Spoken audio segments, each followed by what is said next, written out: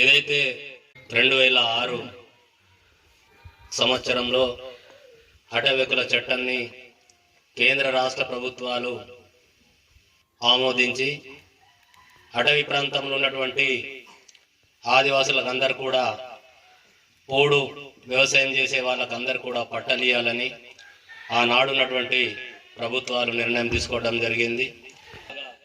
ఆ గ్రామాలలో అడవికి దగ్గర ఉన్నటువంటి ఏవైతే 3 దప్పాలు ఉంటున్నారో ఆదివాసులు వాళ్ళపైన ఒక పరిశోధన చేసి వాళ్ళకు ఉన్నటువంటి 75 సంవత్సరాల 1956లో ఎవరైతే ఆ గ్రామాలలో ఇలా నివాసాలు ఏర్పరచుకొని పోడు వ్యవసాయం చేస్తున్నారో వాళ్లకు పట్టాలి అన్న ఉద్దేశంతో ప్రభుత్వాలు కూడా ఇవ్వడం జరిగింది.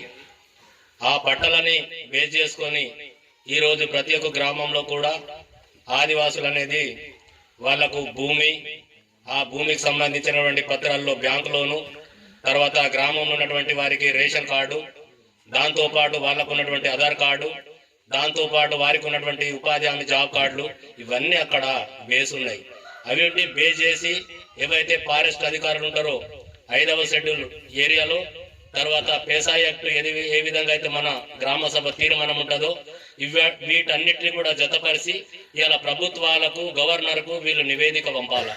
కానీ వీళ్ళు అలాంటివి జరగకుండా వట్టిగా వచ్చేసి ఇదంతా భూమి మాది అని వీళ్ళు ఛాయాచిత్రాల మీద, చెట్ల పొదల మీద ఫోటోగ్రాఫర్లు తెచ్చి ఫోటోలు దించేసి ఇలా నీడల ఫోటోలు పడకుండా చేసి ఇది మా అడవి అని చెప్పేసి మా ఆదివాసులను వెళ్ళగొట్టే కుట్రలు చేస్తున్నారు. కాబట్టి ఈ కుట్రాలని త్వరలోనే తరిమి కొట్టడానికి మా 9 తెగలు ఉన్నటువంటి ఆదివాసులు ఎవరైతే అటవీ ప్రాంతాలు ఉన్నారో వాళ్ళు ఒక ఏకమయ్యి ఇలా సీమ దండు లెక్క కదిలి వాళ్ళ మీద పోరాటం చేయడానికి కూడా కొంత సమయం ఉంటది.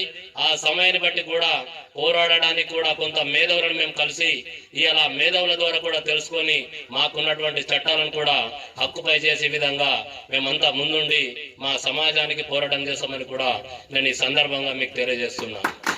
ఎందుకంటే ఇవాళ 107 చట్టం వాళ్ళే చెప్తారు, ఇవాళ 5th షెడ్యూల్ వాళ్ళే చెప్తారు, ఇవాళ తర్వాత మనకు పేసా యాక్ట్ వాళ్ళే చెప్తారు. మరి ఐక్యరాజ్య సమితి అనేది 1996లో దాన్ని గజెట్ చేసి పెడితే ఈ రోజు వరకు కూడా ఇంప్లిమెంటేషన్ చేయాలి. మరి చేయనప్పుడు ఎవరు చేయాలా? ఇవాళ ఆదివాసులు చేస్తారా? ఇవాళ వాళ్ళకు విద్య లేదు, ఇవాళ జ్ఞానం లేదు, ఆలోచన విధానం లేవు. అడవిలో ఉన్నటువంటి జంతువులతో సమానం బతికేటువంటి వాళ్ళకు ఈ రోజు నువ్వు చట్టాలను అడ్డం పెట్టుకొని ఇలా వెళ్ళగొడితే వాళ్ళు ఎక్కడికి పోతారు? ఇవాళ అడవిలో ఉన్నటువంటి మూలవాసులే ఆదివాసులని పెద్ద గొప్పలు కదా చెప్పండి మీరు. ఇలా ఏం చెప్తున్నారు? పెద్ద పెద్ద వేదికల్లో చెప్తున్నారు మా ఆదివాసులు అంటే అడవిలో మూలవాసులు.